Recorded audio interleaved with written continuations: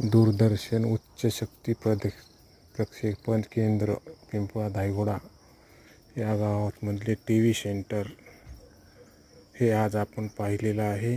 हे पहा, हे पिंपळा धायगुडा या गावामध्ये आहे.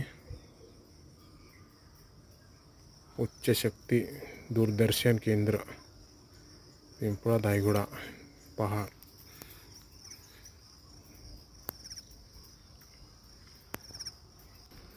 याची उंची 350 फूट आहे की आहे आणि रुंदी 15 फूट आहे.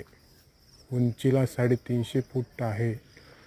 इथून दूरदर्शन वाहिनी सगळं महाराष्ट्र प्रदर्शित होते.